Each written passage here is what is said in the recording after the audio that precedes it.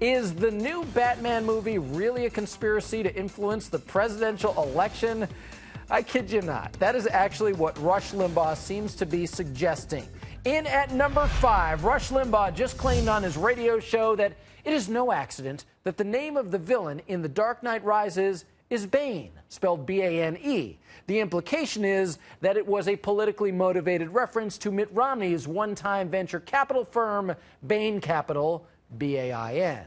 You got to hear Rush telling his listeners how the new Batman movie is all part of a liberal media conspiracy to get President Obama reelected. The villain in The Dark Knight Rises is named Bane, B-A-N-E. What is the name of the venture capital firm that Romney ran and around which there's now this make-believe controversy? Bain. The movie has been in the works for a long time. The release date's been known, summer 2012, for a long time. Do you think that it is accidental that the name of the really vicious, fire-breathing, four-eyed, whatever it is, villain in this movie is named Bane? Okay. Really? Listen, I appreciate a good conspiracy theory as much as the next person, but this really is one of the most ridiculous things I have ever heard. So I got a good laugh out of it. Yes, the coincidence, it is undeniable, but here's the thing. Let's take a look at the Showbiz Newsline. The character Bane was created in the comics back in 1993.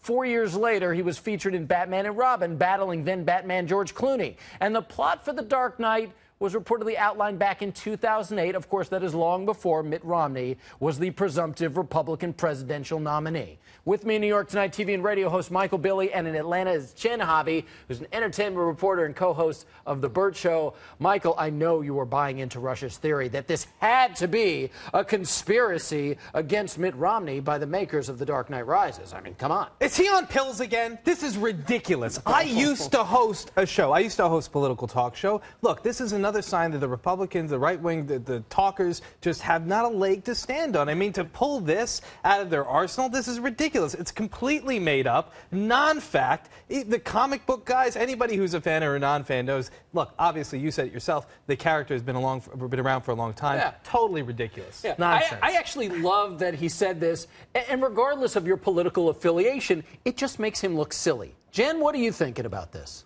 I'm actually impressed that he knows anything about The Dark Knight Rises and that he was able to connect his show to pop culture.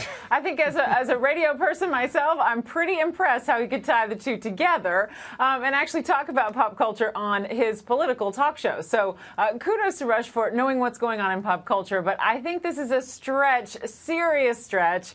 And come on, really?